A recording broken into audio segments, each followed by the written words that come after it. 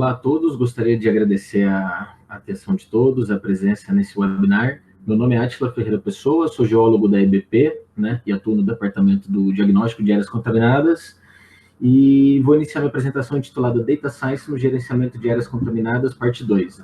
O Vitor fez uma introdução com alguns conceitos iniciais, eu pretendo dar continuidade. Bom, aqui um pouco da estrutura da apresentação. A gente deve mencionar um pouco alguns conceitos relacionados à hierarquia da IQW, posteriormente definir o que é Data Science, né, apresentar algumas definições e conceitos, na sequência apresentar alguns exemplos aplicados ao gerenciamento de áreas contaminadas e, por fim, consolidar tudo nas considerações finais. Bom, hoje em dia um assunto que está muito em voga, né, e que muito é falado, com relação ao valor dos dados.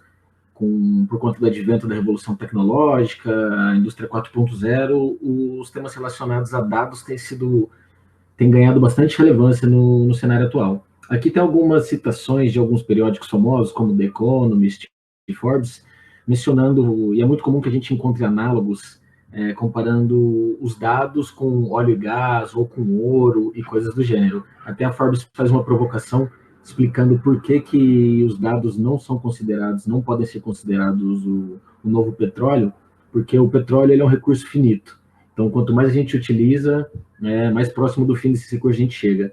E com os dados não necessariamente é bem assim, né? Os dados eles são infinitos, eles estão aí para a gente, eles têm um período de duração que não expira e cada vez mais a gente consegue adquirir mais dados e extrair mais informações sobre esses conjuntos de dados. Bom, aqui um pouco sobre a filosofia da IQW, tem um outro slide aqui que ilustra um pouco melhor. Ele divide as questões relacionadas a dados, informações, em 4 estágios.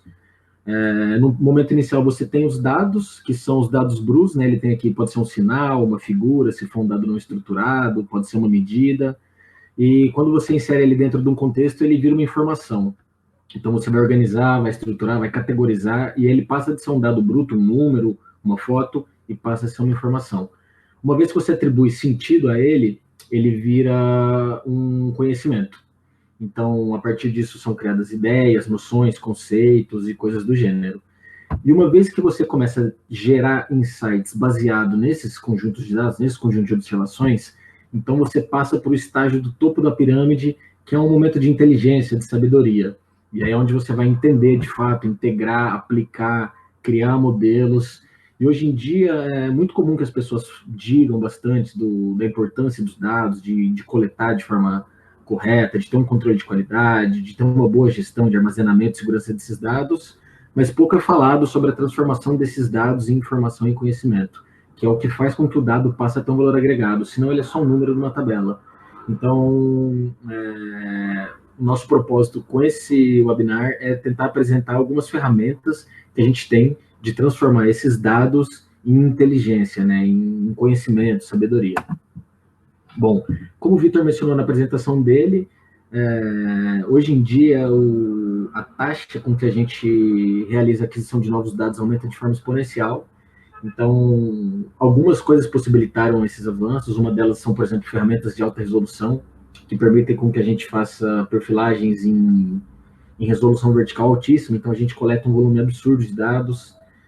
Outra coisa que possibilitou também um ganho de volumetria com relação a dados foi a realização de amostradores passivos, né, de amostragem utilizando amostradores passivos, onde a gente consegue, de uma vez só, obter, através de malhas regulares, um volume muito grande de informação, e a gente também tem um avanço de capacidade de processamento, né, com o avanço do desenvolvimento das GPUs e dos núcleos de processador, a gente tem um avanço de velocidade de processamento.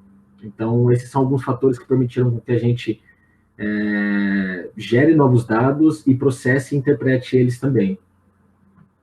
Mas, no final de contas, o que é Data Science, que é um tema que está bastante em moda hoje em dia, e o que permitiu o desenvolvimento dessa área do conhecimento?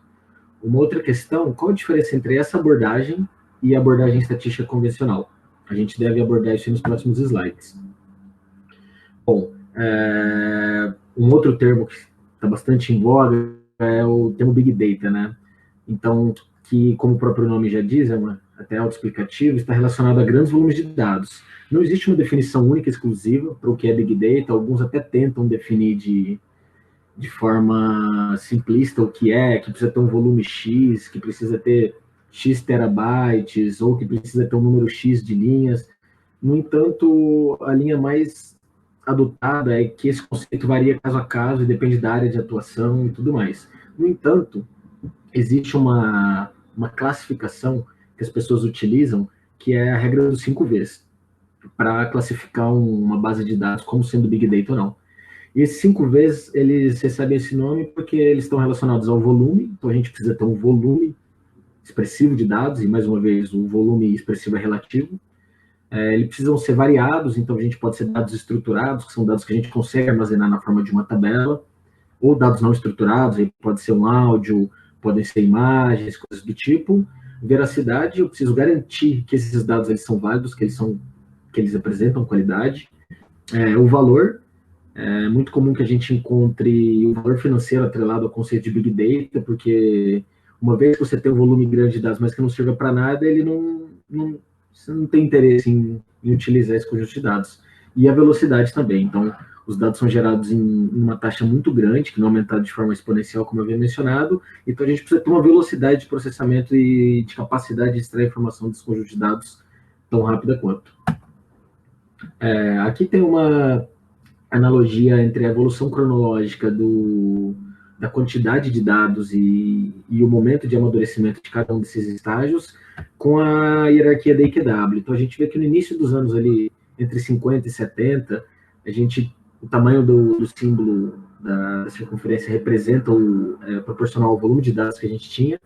Então, a gente vê que no início, entre os anos de 50 e 70, a gente tinha volumes pequenos de dados e utilizava técnicas estatísticas convencionais. Os dados eram estruturados e tinham baixa complexidade. E no momento que a gente vai avançando, a gente entra num cenário de Big Data, onde a gente tem a criação de modelos preditivos e tudo mais, com volumes muito grandes e muito complexos de dados.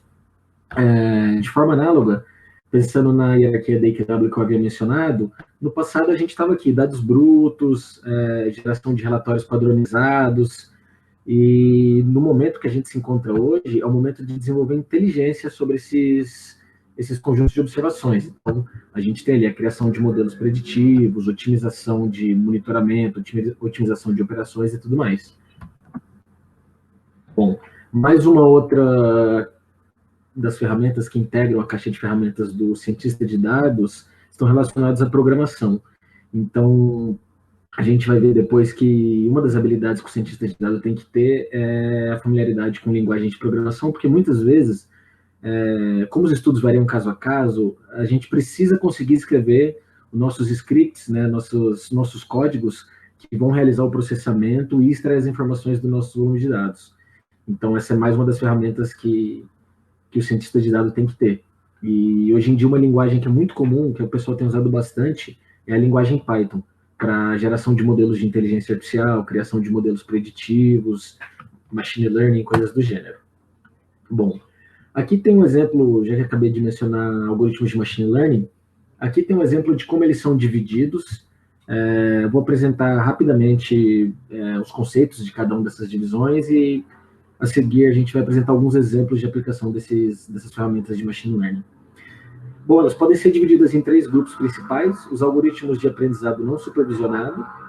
Os algoritmos de aprendizado supervisionado, eles recebem esse nome porque a partir de um conjunto de variáveis de entrada, eu não tenho necessariamente uma variável de saída. Então, supondo que eu tenho um conjunto de uma população, que eu monitoro 10 parâmetros, e eu quero identificar um padrão de distribuição entre essa minha população. Então, não necessariamente eu tenho um resultado de saída. Então, para identificar padrões, para visualizar como esses dados estão distribuídos em espaços multivariados, é comum que a gente implemente algoritmos de aprendizado não supervisionado. De outra forma, os algoritmos de aprendizado supervisionado são aqueles que, a partir de um conjunto de variáveis de entrada, eu tenho uma variável de saída. Ou seja, um exemplo bem didático que eu consigo imaginar agora é, se eu quiser estimar o peso de um determinado indivíduo, utilizando algumas variáveis de entrada, como, por exemplo, a altura, a idade e o país onde mora, no caso, essas 3 variáveis seriam minhas variáveis de entrada e minha variável de saída seria peso. Então, eu consigo criar, através de algoritmos de regressão multivariado ou de implementação de redes neurais e coisas do gênero, modelos onde a partir de observações novas de altura, idade e país onde mora, eu consigo estimar com um determinado nível de acurácia qual o peso de um determinado indivíduo.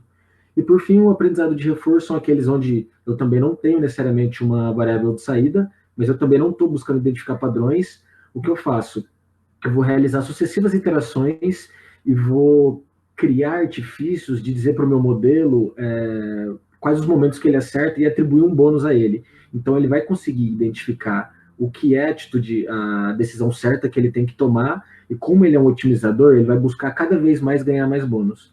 Então, a partir desse aprendizado por reforço, são pequenas bonificações que a gente vai fornecer para o nosso algoritmo. Ele vai aprendendo sozinho e ele vai desenvolvendo capacidade crítica de tomar decisões. Bom, uma outra característica importante com relação à ciência de dados, que muitas vezes é negligenciado, é a visualização de dados. Então, para a gente entender a correlação entre variáveis, entender padrões de distribuição, coisas do gênero, é muito importante na etapa de análise exploratória a gente utilizar ferramentas de visualização. Aqui, por fim, resumindo todos esses conceitos que eu mencionei, o cientista de dados ele pode ser definido como uma pessoa que tem habilidades matemáticas, de ciência da computação e tem um domínio técnico da área de atuação.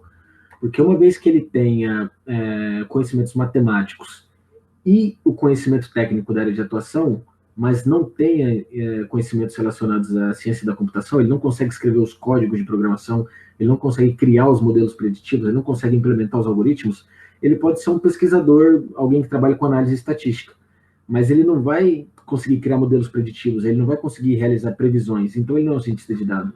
Da mesma forma, alguém que tenha conhecimento de matemática e de ciência da computação, ele pode trabalhar com elaboração de algoritmos de machine learning, mas como ele não entende a aplicabilidade disso nas áreas de atuação, ele não tem um domínio técnico da área, ele ainda não é um cientista de dados. Então, a gente pode entender a ciência de dados como a intersecção entre esses três domínios, e é isso que diferencia essa abordagem da abordagem estatística convencional.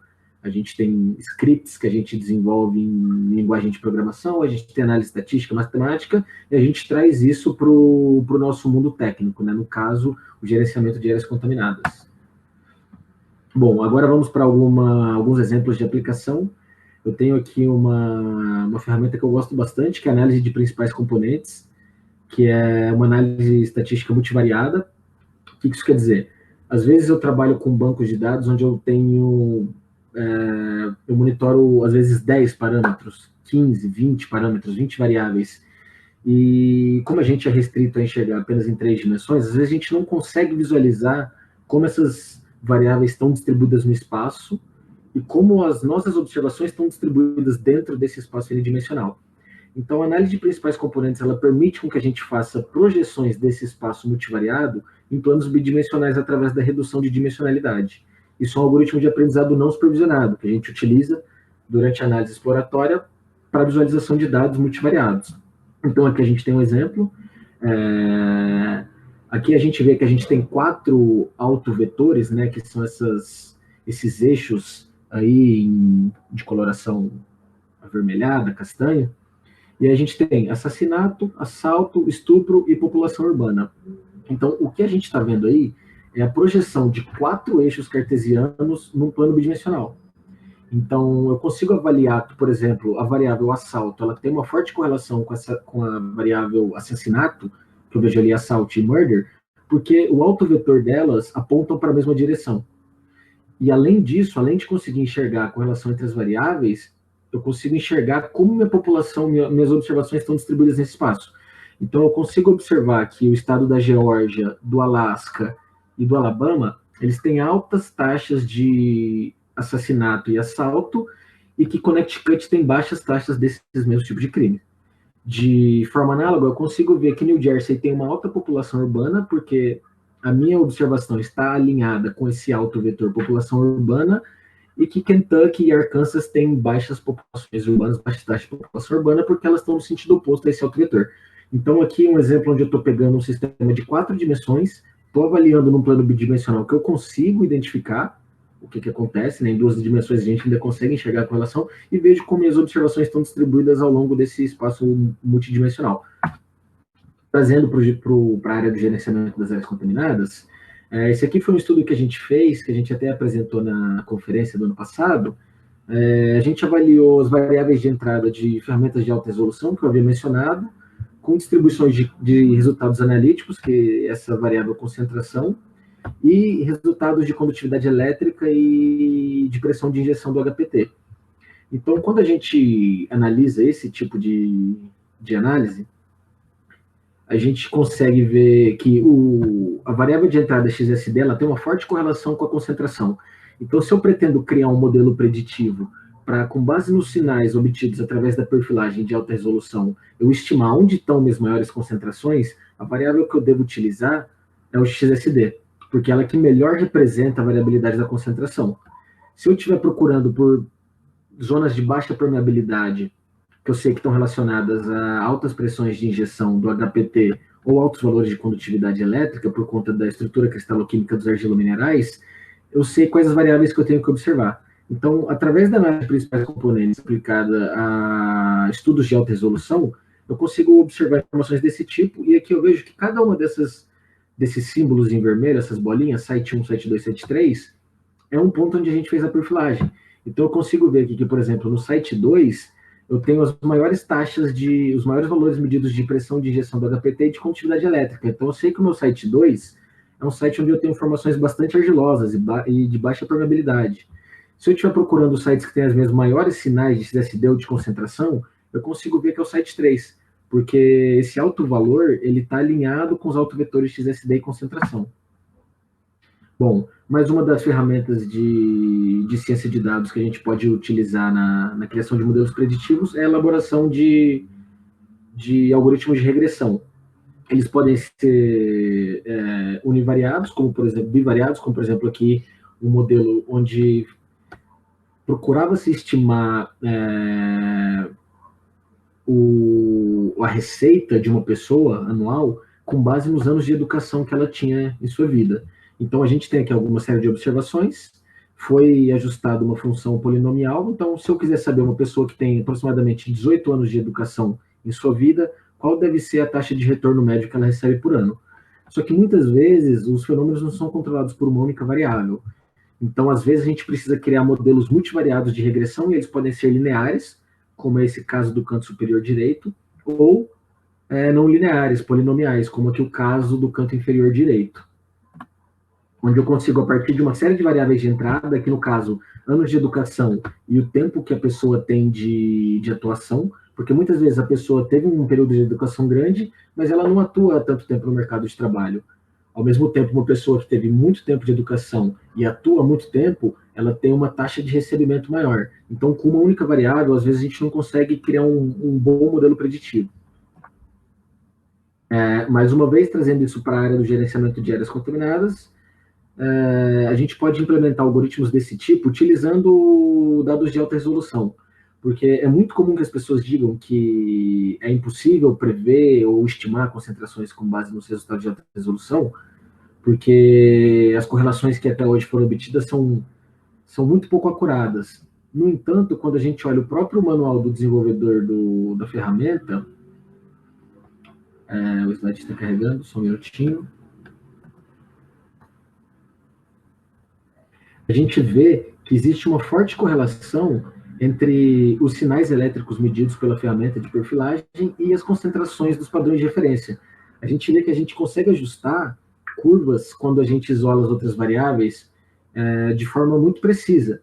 O que a gente precisa fazer na criação desses modelos para realizar estimativas com um certo grau de precisão é incorporar essas outras variáveis de entrada, como, por exemplo, a permeabilidade, a velocidade com que a ponteira avançou no meio físico, a temperatura que a ponteira estava, incorporar esse conjunto de variáveis que a gente não consegue isolar como a gente consegue no laboratório e criar modelos preditivos multivariados. Então, a gente consegue, sim, realizar estimativas mais precisas a partir do momento que a gente se propõe a criar modelos mais complexos.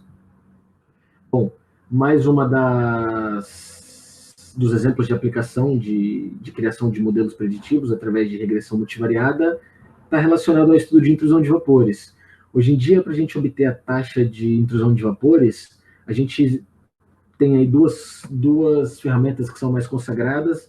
Uma delas é o modelo de Johnson e Ettinger, que é uma solução analítica univariada, onde a partir de um conjunto de variáveis relacionadas às características construtivas das edificações e profundidade da fonte dos vapores até os receptores e coisas do gênero, a gente consegue estimar a taxa com que os vapores vão atingir os receptores no ar ambiente.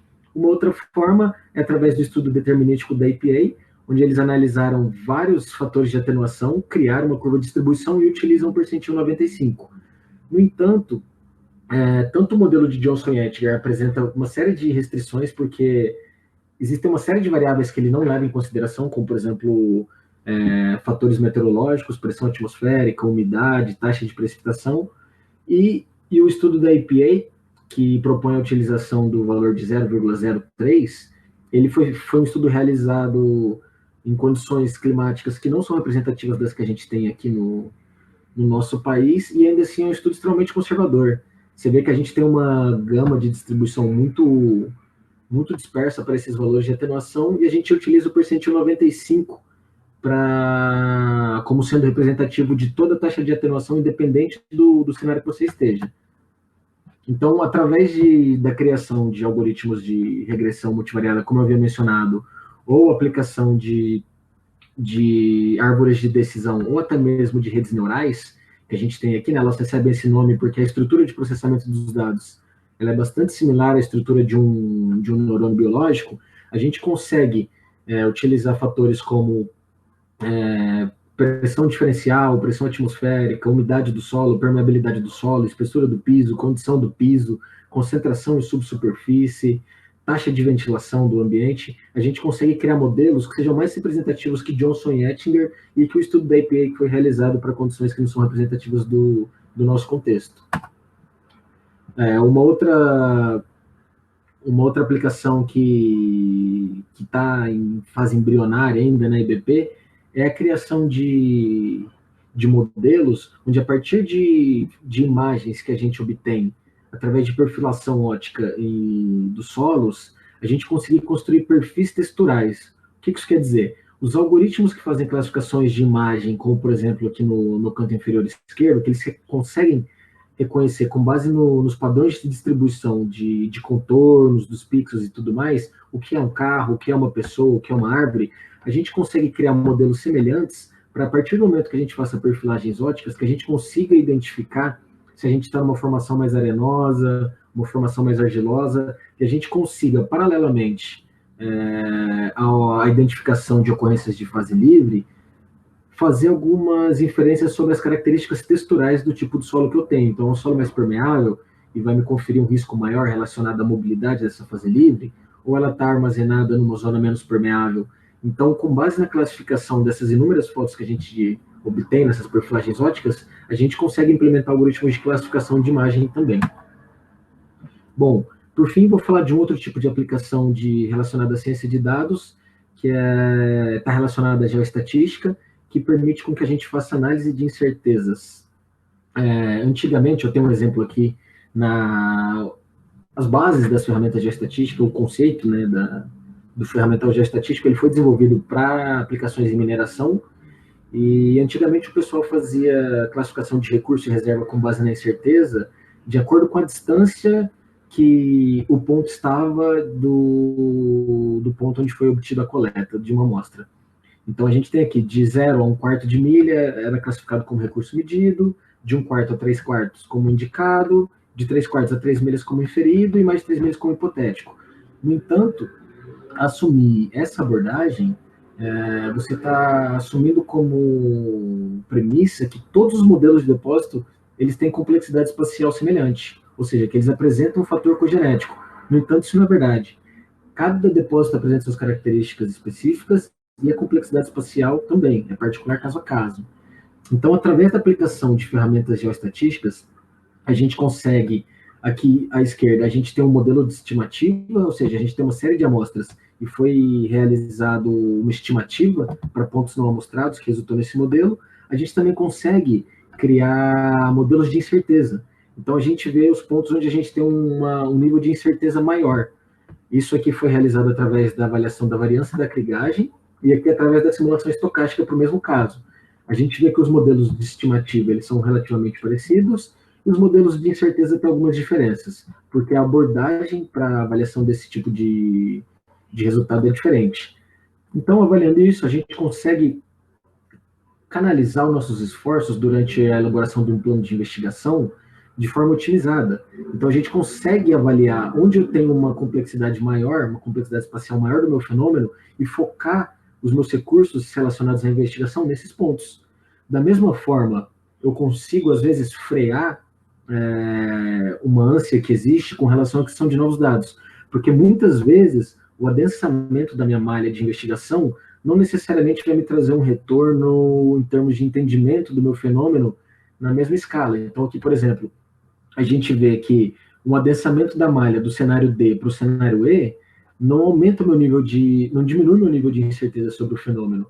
Então, muitas vezes, através desse tipo de análise, a gente tem dois tipos de ganho. Um é, vou focar meus recursos nas zonas onde eu tenho uma incerteza maior, então vou investigar onde eu ainda não conheço de forma adequada a complexidade do meu fenômeno, e também para paralisar algumas iniciativas de aquisição de mais dados sem muito critério. Bom, aqui só para concluir tudo que eu falei, tem um slidezinho sobre as considerações finais. Os avanços tecnológicos permitiram avanços na aquisição e no processamento de dados, né? Muito tem se falado hoje sobre Big Data, Revolução 4.0, inteligência artificial e tudo mais. E com o aumento da quantidade de dados, cresce também a necessidade de extrair informações e desenvolver conhecimento de forma mais rápida e complexa. Porque uma vez que o nosso volume de dados aumenta em estruturas muito complexas e a gente consegue entender fenômenos que antes a gente não conhecia, a gente precisa realizar esses processamentos e essas interpretações de forma muito rápida. E, nesse sentido, as aplicações de ferramentas de data science no gerenciamento de áreas contaminadas permitem aumentar o entendimento sobre as ferramentas de aquisição de dados. Então, a gente consegue entender melhor como funcionam ferramentas como, por exemplo, o MIP, o OIP, amostradores passivos e coisas do gênero. Também permite que a gente entenda os fenômenos de forma mais acurada, permite com que a gente identifique padrões complexos e, consequentemente, o resultado final elabore modelos conceituais mais robustos e precisos, que é o produto final de um diagnóstico, né, um modelo conceitual. Por fim, as análises de incerteza espacial elas permitem canalizar os esforços durante a elaboração do plano de investigação, com base no estudo da complexidade espacial do fenômeno e na densidade de dados, e também permite avaliar a relação custo-benefício associada à aquisição de novos dados, como eu havia mencionado nos slides anteriores. Bom, basicamente o que eu tinha para falar é isso. Aqui tem o meu contato, caso alguém tenha alguma dúvida, sinta-se à vontade para enviar e-mail, enviar mensagem, ligação, que eu estou disponível para tirar possíveis dúvidas. Muito obrigado pela participação de todos e por terem acompanhado a apresentação até aqui.